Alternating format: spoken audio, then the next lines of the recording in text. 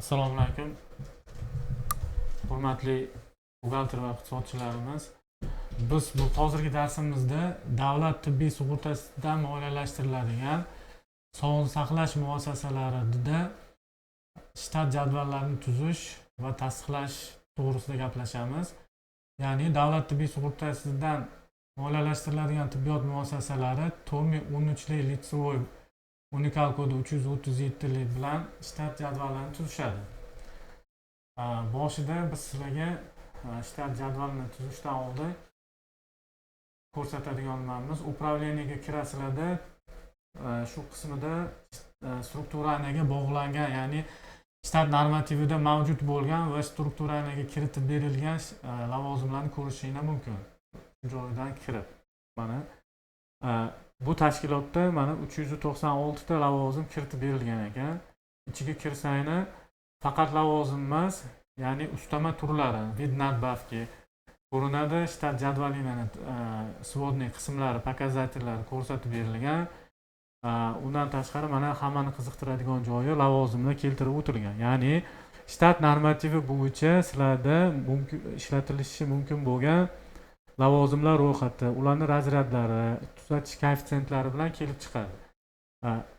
Qator kodlarni ko'paytirib olsanglar, yana ham kengroq ko'rish imkoniyati mavjud bo'ladi. Endi shtat normativini tuzish jarayonida mana shu ro'yxatda keltirilgan lavozimlardan foydalanib 4-ilovani shakllantirishingiz kerak bo'ladi. Bunda spravishnikdan uchot kadrov yo'nalishida kirib turib 4-ilovani shakllantirish kerak bo'ladi. Bizda shu litsevoy shotni to'g'ri tanlab olishimiz kerak. Ya'ni mana hozir aytganimizdek unikal kodi 337 litsevoy shotni tanlaymizda plyusni bosgandan keyin shtatda 4-ilovasini tuzish boshlanadi. Bunda shtatni tuzish cheslasi 1-noyabr 25-yil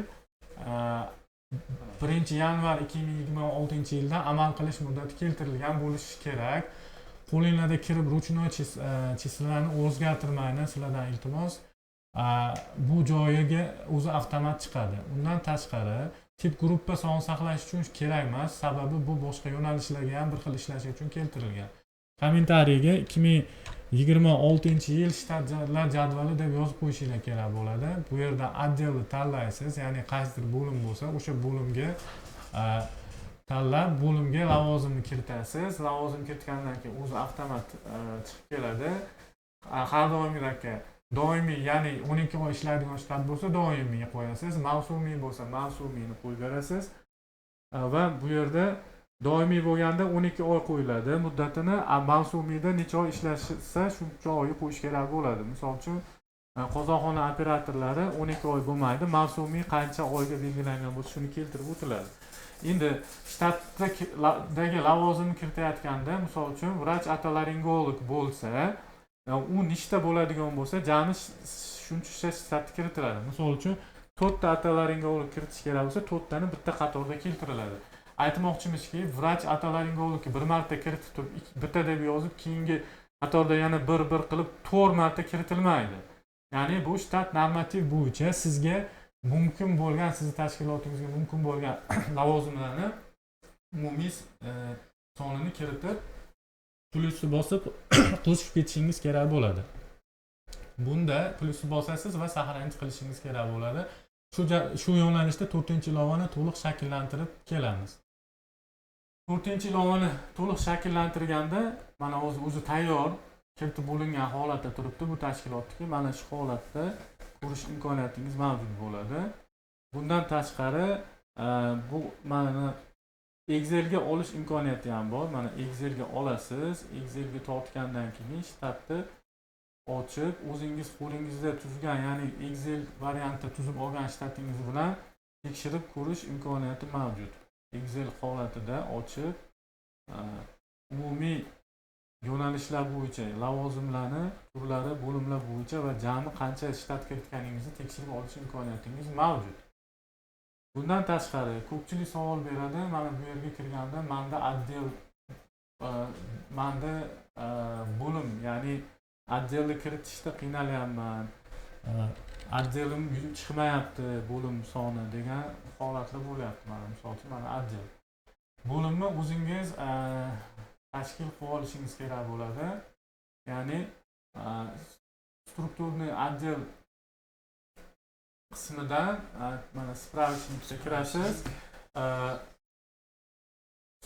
Spravочник orqali strukturniy отделga kirib turib, bo'limni siz tashkil qilib olasiz. Plyusni bosasizda qator, ya'ni uni tartib raqamini qo'yasiz. Nechidir raqamga kelgan bo'lsa, misol uchun 8-raqamga kelgan bo'lsa yozasiz, bo'lim nomini yozasiz, bo'limning to'liq nomini yozasiz.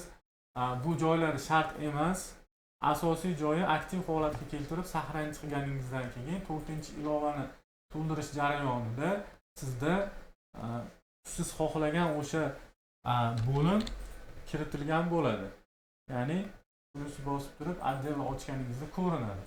Endi bo'lim mudiri kiritilgan bo'lsa, misol uchun vrach, bo'lim mudiri vrach, deylik, kardiologiya bo'limi, birinchi kardiologiya bo'limi deb yozgan bo'lsangiz, o'sha birinchi kardiologiyaga yoki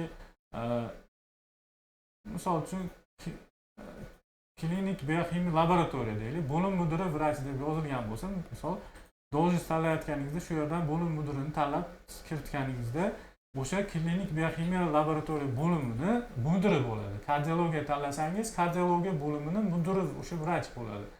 Yoki boshqa ginekologiya bo'limi, ikkinchi ginekologiyani bo'lim mudiri. Shu tartibda ketadi. Ko'pchilik shu joyda ikkilanib, ko'p savol bergani uchun aniqroq qilib, yana kengroq tushuntiramiz. Xo'p, 4-ilovani shakllantirganimizda to'liq shtatlarimiz shakllanadi. Jami shtatimizni normativ bo'yicha kiritib oldik. Excelda ko'rish imkoniyatlarimizni ham tushuntirdik.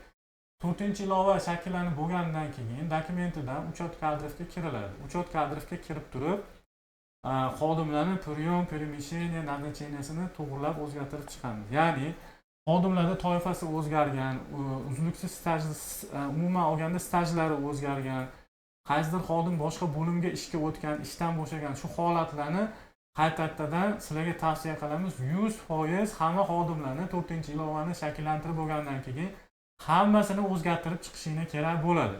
Bunda nima qilamiz? Bunda mana plus tugmasini bosiladi. Bosgandan keyin sanani to'g'ri qo'yishimiz kerak. Ya'ni bugungi chislani bosib qo'ymang. Qaytaramiz 1-yanvardan amal qiladi deb bosasiz. Ya'ni 1-yanvarga shtatni tuziladi deb tushuntirildi. Добавить tugmasini bosib, bu yerdan boshqa ishga o'tkazishni bosamiz. Ya'ni oldingi holati o'zgaryapti-da. Keyin xodimni kiritasiz. Xodimni tanlaysiz, qaysidir xodim. Misol uchun mana shu xodim. Bu yerda g'aznachilik hisob varag'ini tanlanadi. O'sha tegishli o'zi bu yo'nalishi bo'yicha muddatni yana kiritamiz. Kiritayotganda yana qaytaraman. 1-yanvar holatiga shtat qilyapsiz. Berasiz. Bu joyi to'ldirish shart emas. Agarda qaysidir muddatga vaqtinchalik olayotgan bo'lsangiz to'ldirasiz, bo'lmasa shart emas. Bo'lim tanlanadi. Misol mana bo'lim, lavozim tanlaysiz. Lavozim kiritgandan keyin stavka belgilanadi. Ya'ni shtat birligi. Misol uchun bir stavka belgilaysiz. Mana yerda nechta stavka borligi ham ko'rinib turadi. Asosiy ish, ichki o'rindoshlik yo boshqa. Kiritasiz. Uni ish vaqtini belgilab berishingiz shart. Ya'ni tibbiyot xodimi ekan, misol uchun 6 kun va 36 soat. Tanlagandan keyin buni добавить qilinadi. Добавить qilib, saqlanib qilib ketish kerak bo'ladi. Hozir buni qo'shmaymiz, sababi o'zi shtat qilib bo'lingani uchun sizlarga misol tariqasida ko'rsatdim. Endi xodimlarni har birini shu tartibda o'zgartirib chiqish kerak. Shunda muammo chiqmaydi. Ya'ni 4-ilovani qilib olgandan keyin прием qilib bo'lindi. Назначение hammasi bu. Endi ya'ni ish haqi belgilash qismiga o'tamiz. Ya'ni dokumentga kiriladi. Dokumentga kirgandan keyin uchot заработной platadan назначение заработной plata, ya'ni xodimga ish haqi belgilash joyiga kiramiz. Xodimga ish haqi belgilash joyiga kirib turib, yana plus tugmasini bosasiz. Qaytaraman yana 1-yanvar chisla bo'yicha ketamiz. Xodimni tanlash kerak bo'ladi. Kirib, qaysidir o'zingizga belgilanadi. Shu xodim misol uchun kiritilyapti. Bizda litso shot tanlaymiz. Tanlaganimizdan keyin o'zi avtomat bu joylari chiqadi. Keyin заполнить tugmasini bosiladi. Заполнить tugmasini bosganimizda buniki o'zi belgilanganligi uchun nimasi chiqmadi. Hozir men sizga ko'rsataman. mana shu holatda ko'rinadi. Mana bunga xodimga qanday